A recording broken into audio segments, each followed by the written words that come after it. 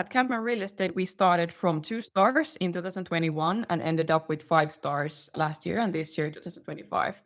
The journey started from strategy and policy development and continued systematic gap closing and improving the ESG performance of our assets.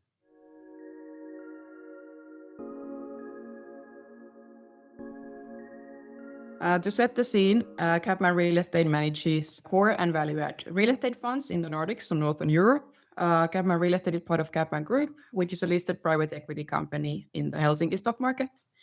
The properties we manage vary from residential, hotels, education, and diversified, for example, office and industrial. And this year we managed 9 real estate funds, including 1 mandate fund. And this year we participate in GRESB with 6 CapMan funds. So that was the background. And then regarding the GRESB results, when we started 2021, it was one of our own value-add funds. We got 2 stars, 64 points out of 100 in the standing investment benchmark. So we weren't super impressed with the scores and we wanted to improve. And we could see that investors also were increasingly interested in the results. And this year, 6 of our CapMan funds participated in GRESB, and we got 4 5-star ratings and 2 4-star ratings in the standing investment benchmark. So there has been a quite big jump from 2021. And the more detailed score ratings have improved from 5 to 10 to 6 to 4 annually on average. And the main factors behind were to start with the dedicated new sustainability hire, me. And then we launched our new system strategy 2023, which came together with a lot of policies, manuals, guidelines, procedures, etc. And they all considered GRESB criteria and were designed with the secret target in mind of getting 5 stars at some point. So how did we actually get there in more detail so quickly? So as said, the new hire dedicated to sustainability, then the new processes with ESG property audits, tenant satisfaction survey, everything tied into the GRESB criteria.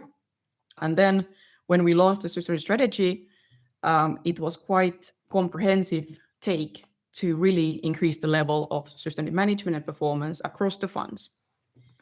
And then we intensified our own people so that we added sustainability-related targets as part of their own personal targets, and they were linked to their remuneration.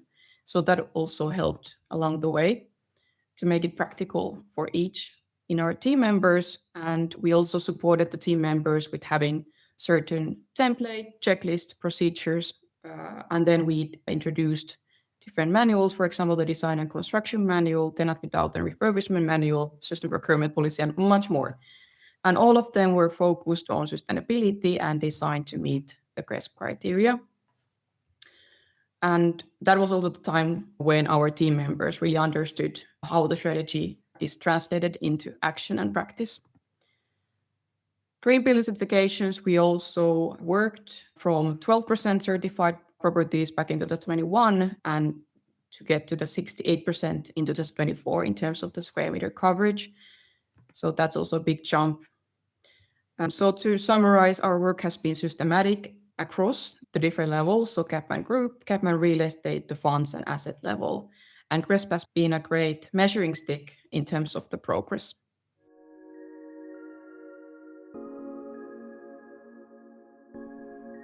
The whole GRESB participation incentive came from our investors. They wanted us to participate, they wanted to know the results, but it was never for us, our investors, that they would like us to get a certain level or a certain GRESB rating. So we haven't had that, but I think the main benefit to our investors has been that they get assurance that we focus on the right things when it comes to sustainability, as the topic is so wide.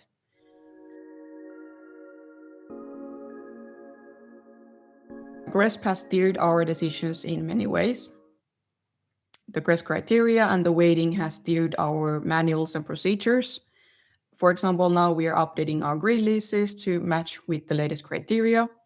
The benchmark results have shown a direction where we are maybe better or worse compared to our peers. And so in some cases, it has been also a way to identify places where we can differentiate from our peers. For example, now with the residential fund, we got a very high score this year. And that was also due to the fact that we finally got the tenant electricity data via energy transmission companies and their partner companies, which is quite rare. And that really shows that not so many is able to do that. And hopefully we can do that also in the future. That's something that we are looking into.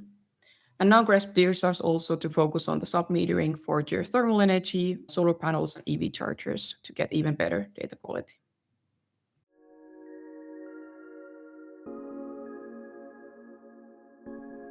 This year, we really could see the importance of collecting the residential tenant electricity, which I explained already. So that is something that we will continue to explore in the future. Same with the sub-metering. And then we will also review our stance with green village certifications. I personally think that they're still relevant since they're also moving with the market and considering different criteria and initiatives like EU taxonomy, science-based target initiative, the rise of biodiversity and things like that. But still, I think it's something that we will look into if we do it always or in some specific cases. And most importantly, we will continue to focus on the actual performance of our assets, so energy consumption, greenhouse gas emissions, water waste. And that's also linked to the operational excellence, efficiency, and the monetary value creation from sustainability.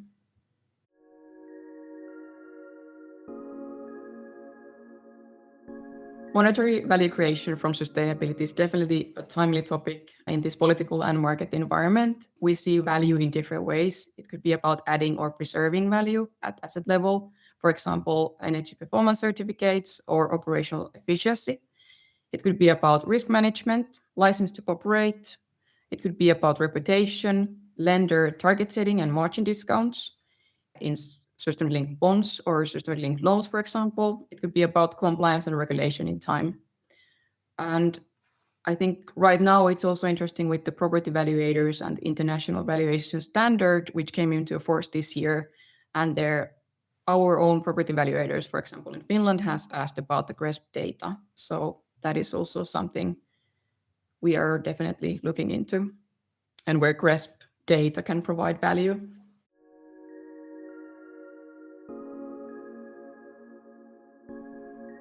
To sum up the journey, once the foundation, so data, strategy, policies, procedures, benchmarking are in place and the direction is clear, there's more room for identifying value creation and preservation opportunities based on data. And I think that is very important in today's market.